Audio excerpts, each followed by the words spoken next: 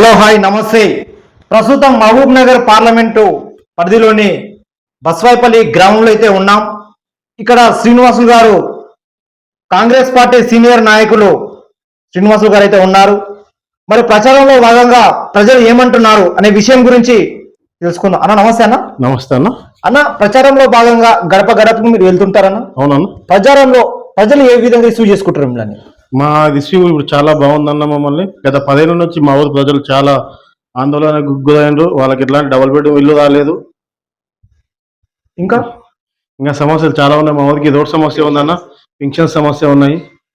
మా ఊర్లో ఇండ్ల సమస్యలు, పింఛన్ సమస్యలు, రోడ్ల సమస్యలు, అండర్ డ్రైనేజ్ సమస్యలు ఉన్నాయి, సీసీ రోడ్ల సమస్యలు ఉన్నాయి. ఇంకొకటి అన్న, వాస్తవానికి మహబూబ్ నగర్ పార్లమెంటు స్థానంలో సీఎం రేవంత్ రెడ్డి గారు ప్రతిష్టాత్మకంగా తీసుకున్నాడు. అవునన్న, వాస్తవమే కదా ఇది? అవునవును, చాలా ప్రతిష్టాత్మకంగా తీసుకోవాల్సిన అంత అవసరం ఏమొచ్చింది? అతని సొంత జిల్లా అన్న ఇది. మా రేవంత్ రెడ్డి గారి సొంత జిల్లా, అతని సొంత కాన్స్టిట్యూన్సీ కొడంగల్ ఇక్కడే ఉంది. దానికోసం చాలా తీవ్రంగా గెలవాలని ప్రయత్నం చేస్తున్నాను అన్న. యాక్చువల్ గా మీరు పార్టీ అధ్యక్షులు. అవునన్నా. యాక్చువల్ గా మీ దృష్టికి కొన్ని వచ్చింటానా? బీఆర్ఎస్ ప్రభుత్వం ఉన్నప్పుడు మీకు కొన్ని దృష్టికి ఇది కాలేదు, మాట్లాడవా అంటే ఇలాంటివి వచ్చినాయన్నా మీకు? డబుల్ బెడ్రూమ్ ఇండ్ల గురించి వచ్చినాయన్న, 3 ఎకరాల భూమి గురించి వచ్చింది, పింఛన్స్ గురించి వచ్చింది. వీటి గురించి మాకు చాలా సమస్యలు దినదినాలు రోజు వస్తానే ఉన్నాయి. ఇప్పటికి మేము గెలిచి 100 రోజులు దినం అవే సమస్యలు ఏంటో. సరే, ఆ ప్రభుత్వం చేయలేదు.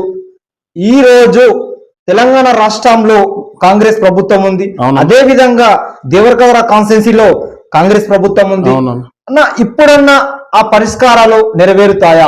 అంటే 100% నెరవేరుతాయన్న. ఇప్పటికే మా ఎమ్మెల్యే జిఎంఆర్ గారు ఆ ప్రయత్నాలు తీవ్రంగా కొనసాగిస్తున్నారు. అతను ఇక్కడికే మాకు మాట ఇచ్చిండు, ఎలక్షన్ తర్వాత మాకు ఇండ్లు వస్తాయి, పింఛన్స్ స్టార్ట్ అవుతాయి, అండర్ డ్రైనేజ్ సమస్యలు చూసి చెప్పమని మాకు చెప్పిండన్న. వీరికి మేము సీసీ రోడ్లు వేస్తా ఉన్నాం అన్న. యాక్చువల్ గా ఈ మహబూబ్ నగర్ పార్లమెంటు స్థానం నుంచి యాక్చువల్ గా కాంగ్రెస్ పార్టీ గెలుస్తుందా, ఓడుతుందా? 100% గెలుస్తుందన్న. 1,00,000 మెజార్టీతో గెలుస్తుందా అన్న? యాక్చువల్ అంత ఖరాఖండిగా మీరు ఇలా చెప్తున్నారు, ఎందుకు 1,00,000 మెజార్టీతో గెలుస్తుందని? మా దగ్గర 7 ఎమ్మెల్యేలు, మా ఎమ్మెల్యేలే ఉన్నదన్న. 100% 1,00,000 మెజార్టీతో గెలుస్తున్నాం. మా కాన్స్టిట్యూన్సీ మేము 25,000 మెజార్టీ ఇస్తున్నాం. మీ కాన్స్టిట్యూన్సీ? మా కాన్స్టిట్యూన్సీ మేము 25,000 మెజార్టీ వంశానికి ఇస్తున్నాం అన్న. యాక్చువల్ గా చెప్పాలంటే సీఎం రేవంత్ రెడ్డి గారికే తెలుసు మహబూబ్ నగర్ పార్లమెంటు స్థానం ఓడిపోతుందని. అందుకే తను ప్రతిసారి చాలాసార్లు, ఒక రాష్ట్రానికి ముఖ్యమంత్రి అయినటువంటి వ్యక్తి కూడా ప్రతిసారి ఈ మహబూబ్ నగర్ పార్లమెంటు స్థానానికి వస్తున్నాడు. లేదన్నా, మీ మాట చాలా తప్పు, ప్రతిపక్షం మాట తప్పు. రేవంత్ రెడ్డి గారికి మాకు చాలా ప్రేమ ఉన్నది, అందుకని మళ్ళీ వస్తున్నాడు. అదే ప్రతిపక్షం విమర్శిస్తుందన్నా. కంపల్సరిగా ఆ పార్టీ పార్లమెంటు స్థానం కాంగ్రెస్ పార్టీ ఓడిపోతుందే భయంతోనే ప్రతిసారి మహబూబ్ నగర్ పార్లమెంటు స్థానానికి ఎక్కువగా ఫోకస్ చేశాడు. కాదన్నా, చాలా ప్రేమతో వస్తున్నాడు అన్న. ఇంకొక విషయం అన్న, మహబూబ్ నగర్ పార్లమెంటు స్థానానికి వచ్చి ఇదే రేవంత్ రెడ్డి గారు మహబూబ్ నగర్ లో మీటింగ్ పెట్టి శ్రీ వెంకటేశ్వర స్వామి పైన ఒట్టేస్తాడు. అదే విధంగా కొత్తకోటలో మీటింగ్ పెట్టి మన కురుమూర్తి స్వామి దేవస్థానం మీద ఒట్టే. ఈ రాజకీయంలో ఒట్లు ఏంది? ఈ బీజేపీ మత సంస్కృతి నేర్పిస్తున్నా తప్పట్లేదు, ఒట్లు వేయాలంటే బీజేపీ నేర్పిస్తుందని చెప్పి మీరు దాన్ని ఫాలో అవుతున్నారా? అవునంత తప్పట్లేదు. విమర్శకు ప్రతి విమర్శ అంతే. అట్లా అంటారా? అంటే సీఎం రేవంత్ రెడ్డి, మాజీ సీఎం కేసీఆర్ గారు కూడా మహబూబ్ నగర్ కి బస్సు పర్యటనలో భాగంగా ఏమని చెప్పి కురుమూర్తి స్వామికి దండ అని చెప్పి గుట్టమే చేపిస్తా అని చెప్పిండు. ఇప్పుడు యాక్చువల్ గా మాజీ సీఎం ఉన్న కేసీఆర్ గారు మహబూబ్ నగర్కి వచ్చాడు. మహబూబ్ నగర్కి వచ్చి ఒక కామెంట్ చేశాడన్న. ఏం కామెంట్ అంటే, యాక్చువల్ గా ముస్లిం సోదరులారా, ఏక్ బాత్ బోల్తా సునో బోలా చెప్పి మీరు కంపల్సరీగా తుమ్ దాలో ఓటు పూరా కాంగ్రెస్ కు దాలేతో బీజేపీ జీతా మహబూబ్ నగర్ మే అన్నాడు. అంటే మీరు ఓటు వేస్తే కంపల్సరీ కాంగ్రెస్ కి బీజేపీ గెలుస్తుంది అని చెప్పాడు. ఎందుకు ఆ విధంగా చెప్పాడంటావు అన్న? ఇవన్నీ అతని ఓడిపోతానే భయంతో అవన్నీ మాటలు మాట్లాడుతున్నాడు అన్న. మా ముస్లిం నాయకులు మాకు చాలా అండదండలుగా ఉన్నారు. 100% వాళ్ళు మాకే ఓటేస్తున్నారు అన్న. ఇంకొకటి అన్న, యాక్చువల్ గా ఈ మహబూబ్ నగర్ పార్లమెంటు పరిధి చూసుకున్నట్టుగా అయితే ఇప్పుడు మీరు చెప్పినట్టుగా అయితే ఎందుకు ప్రచారంలో భాగంలో మీరు వెళ్తుంటారు. అవును. కంపల్సరీగా వంశీచందర్ రెడ్డి గెలుస్తారని మెజార్టీ లక్షణాల మెజార్టీ మా నాయకులు లక్ష అంటున్నాం, మేము లక్షణాల కార్యకర్తలు గ్రౌండ్ లో ఉన్నాం, లక్షణాలు అని చెప్తున్నాం. అంటే గ్రౌండ్ లో మీరు చూస్తున్నారు కాబట్టి లక్షణాలు చెప్తున్నారు. అవునమ్మా. ఎందుకు అంటే గ్రౌండ్ లో ఏ పరిష్కారాలు మీ వద్దకు వస్తున్నాను? మా వద్ద రుణమాఫీ కావాలని వస్తున్నది, 100% రుణమాఫీ కావాలని వస్తున్నారు, ఇండ్లు కావాలని వస్తున్నారు, పెన్షన్స్ కావాలని వస్తున్నారు. ఈ ఊర్లో కొన్ని ఊర్లలో ఇంకా సమస్యలు చాలా ఉన్నాయన్న, డ్రైనేజీలు లేవు, తీసిదోరు లేవు, అంటే ఈ మొత్తం సమస్యలు కనీసం వసతులు లేవు. యాక్చువల్ గా మీరు అధికారం 10 సంవత్సరాలు దూరంగా ఉన్నారన్న. అవునమ్మా. కాంగ్రెస్ పార్టీ దూరంగా ఉంది. అవును. ఆ దూరం ఉన్న టైంలో మీకు మా పార్టీలకు రా అని చెప్పి ఏం రాలేదన్న ప్రలోభాలు? లేదన్న, ఏం రాలేదు. అంటే రాకపోవడానికి ప్రధాన కారణం ఏమిటంటే మేము కదిరిగట్టిన కాంగ్రెస్ వాదులం అన్న. అంటే తెలుసు వాళ్ళకు, తెలుసు. అంటే ఎంత పిలిచినా రారు అని చెప్పాను. అంతే అంటే ఇంకొక విషయం అన్న, ఈ మహబూబ్ నగర్ పార్లమెంట్ పరిధి చూసుకున్నట్టుగా అయితే మనము మాట్లాడుకోవాల్సింది దేవరకద్ర కాన్స్టిట్యున్సీ. అవునన్నా. ఇప్పుడు దీంట్లో ఒక స్పెషల్ ఉంది, చెప్పండి. ఇక్కడ ఉన్నటువంటి ప్రాతినిధ్యం వహిస్తున్నటువంటి MLA G Madhusudan Reddy Mahabubnagar DCC chairman అంటే అధ్యక్షుడు అయినప్పటి నుంచి విజయాలు వస్తున్నాయని చెప్పి ఒక టాక్ ఉందని ఇంతవరకు వాస్తవం. ఎందుకంటే ఇక్కడ ఉమ్మడి పాలమూరు జిల్లాలో చూసుకున్నట్టుగైతే అన్ని స్థానాల్లో కైవసం చేసుకున్నది. అంటే దాంట్లో కీలక పాత్ర ఉన్నటువంటి జిఎంఆర్. అవును, మా ఎమ్మెల్యే గారు ఎప్పుడైతే కాంగ్రెస్ పార్టీలో జాయిన్ అయినాదో ఆ రోజు నుంచి మాకు విజయం అనేది తథ్యమైందన్న. అదే ఆయన అధ్యక్షుడు ఎప్పుడైతే మహబూబ్ నగర్ అధ్యక్షుడు అయ్యాడో ఆ రోజు నుంచి మరింత ఉత్సాహంతో మా అన్న పనిచేసినాదన్న. యువకులు ఎక్కువై మహబూబ్ నగర్ లో ఒక పోస్టర్ పెట్టిన భయపడే దినాల్లో మా అన్న వచ్చిండు, పోస్టర్లు పెట్టిండు అన్న. ఇంకొక విషయం అన్న, ఇప్పుడు ఉన్నటువంటి కాన్సెన్స్లు ఉన్నాయి కదా, 7 కాన్సెన్స్లు ఇక్కడ చూసుకున్నట్లయితే దీంట్లో కూడా చాలా కీలక పాత్ర పోషించి జి మధుసూదన్ రెడ్డి గారు ఇక్కడ ఉన్నాడు. దేవకర కాన్సెన్సీలో ఉన్నాడు, మీరు ఎలా భావిస్తారు? అంటే మీకు ఎమ్మెల్యేగా ఉన్నాడు, మీరు ఎలా భావిస్తారు? లేదన్న, మా అన్న యువకుడు, మాకు అదృష్టం, మాకు రావడం మా అదృష్టము, మాకు తెలుసు మా అన్న గురించి అన్న. యాక్చువల్ గా మన విలేజ్ చూసుకున్నట్టుగైతే ఈ సమస్యలని, మన గ్రామ సమస్యలని అన్న దగ్గర తీసుకెళ్లారా? 100% తీసుకెళ్ళామన్నా. మా అన్న మాతో పాటు మా ఊర్లో ఎంతమంది ఇళ్ళ సమస్యలు గుర్తించి వెంటనే పరిష్కారం చేసే పని మొదలు పెట్టినాడు.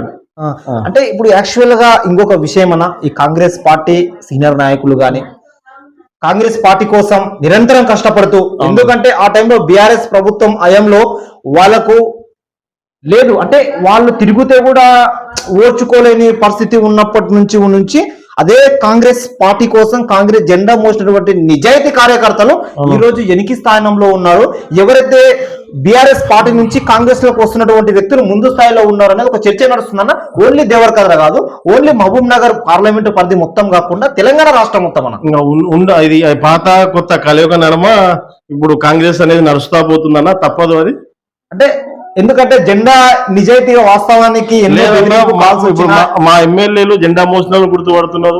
మీకు ఇడికి మా ఎమ్మెల్యే స్టేట్మెంట్ ఇచ్చిండ్రు, మా అన్న జిఎంఆర్ గారు ఇచ్చిండ్రు, మా జడ్చల్ ఎమ్మెల్యే గారు ఇచ్చిండ్రు. ఆ జడ్చల్ల ఎమ్మెల్యే కూడా స్టేట్మెంట్ ఇచ్చారు కదా.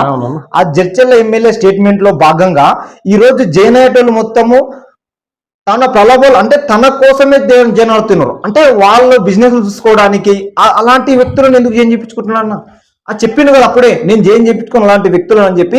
మరి అలాంటి వ్యక్తులకే ఎందుకు ప్రాధాన్యత ఇస్తున్నాడు, ఎందుకు జైన్ చేయించుకుంటున్నాడు? ప్రాధాన్యత ఏం లేదన్న, కార్యకర్త పాత ఉన్న ప్రాధాన్యత ఉన్నది, కానీ అనుకోని పరిస్థితుల్లో పార్టీ పటిష్టం కోసం క్యాడర్ పటిష్టం కోసం జాయిన్ చేసుకోవాల్సి వస్తుంది. అంటే ఫస్ట్ ఆ విధంగా చెప్పడం ఎందుకు? అంటే ఫస్ట్ చెప్పకుండా ఉండి డైరెక్ట్ జాయిన్ చేయించుకుంటే అయిపోతుంది కదా.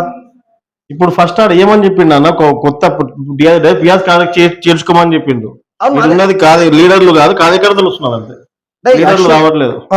ఓకే అన్న. ఇంకొకటి దేవరకద్ర కాన్ఫరెన్స్ చూసుకున్నట్టుగా అయితే అంటే బీఆర్ఎస్ పార్టీ నుంచి కొంతమంది లీడర్స్ రావడం అనేది జరుగుతుంది. ఉదాహరణకు మీ గ్రామంలో చూసుకున్నట్టుగా అయితే అంటే ఈ గ్రామం నుంచి ఉన్న బీఆర్ఎస్ కార్యకర్తలు ఏమన్నా వెళ్ళడం జరుగుతుందా?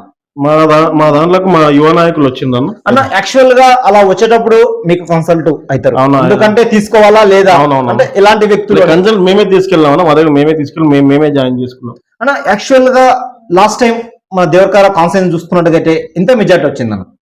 మా కాన్ఫరెన్స్ 1300 మెజార్టీ వచ్చింది అన్న. ఈసారి మహబూబ్ నగర్ పార్లమెంటు పరిధి మనం నువ్వు చూసుకున్నట్టుగైతే నువ్వు చెప్పావు 1,50,000 మెజార్టీతో కంపల్సరిగా ఇది గిఫ్ట్ గా ఇస్తామని చెప్తున్నావు కంపల్సరీ. యాక్చువల్ గా ఇప్పుడు దీనికి మహబూబ్ నగర్ పార్లమెంటు స్థానానికి ఎవరి మధ్య పోటీ ఉంటుంది?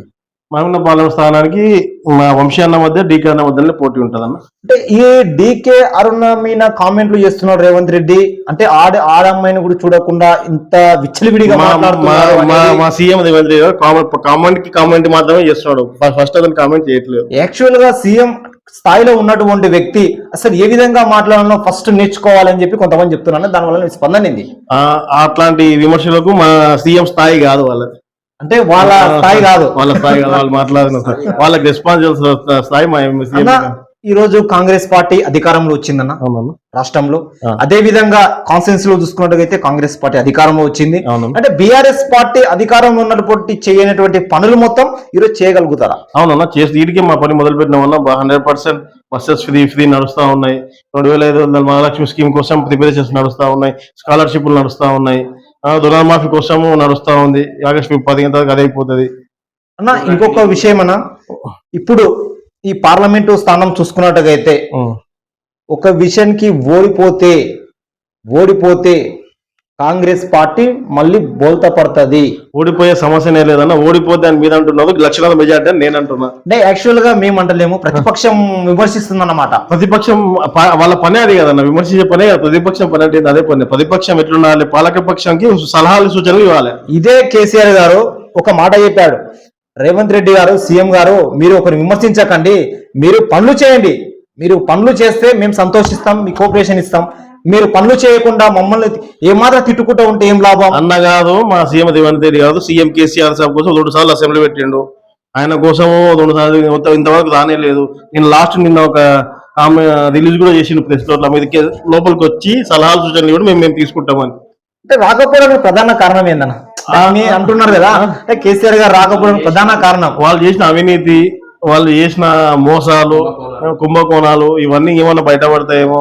ఇంకా నాయకుల ముందరికి వస్తే ఇంకా చెప్పుకోవాల్సి వస్తుందేమో, తప్పు ఒప్పుకోవాల్సి వస్తుందేమో. తప్పైతే చేసేది, తప్పైతే ఒప్పుకోవాల్సి వస్తుందేమో. ఇది చూడండి, వాస్తవానికి చెప్పాలంటే మహబూబ్ నగర్ పార్లమెంటు స్థానం కంపల్సరిగా మా రేవంత్ రెడ్డి గారికి గిఫ్ట్ గా ఇస్తాం. ఎందుకంటే ఇక్కడ బిడ్డే కాబట్టి, ఇక్కడనే పుట్టి పెరిగిన బిడ్డే కాబట్టి ఎందుకంటే మా బిడ్డ మాకు సీఎం గా ఉండడం మాకు చాలా సంతోషకరమైన విషయం. అదే విధంగా మా జి మధుసూదన్ రెడ్డి గారు కూడా ఎప్పుడైతే మహబూబ్ నగర్ అధ్యక్షుడు అయ్యాడో అప్పటి నుంచే మాకు విజయ అవకాశాలు కూడా వచ్చాయని చెప్పేసి చెప్తున్నాడు. అదే విధంగా మహబూబ్ నగర్ పార్లమెంటు స్థానం 1,00,000 మెజార్టీతో గిఫ్ట్ అయితే ఇస్తామని చెప్పి ఖరాఖండిగా అయితే అధ్యక్షుడు గారు అయితే చెప్పడం అయితే జరిగింది.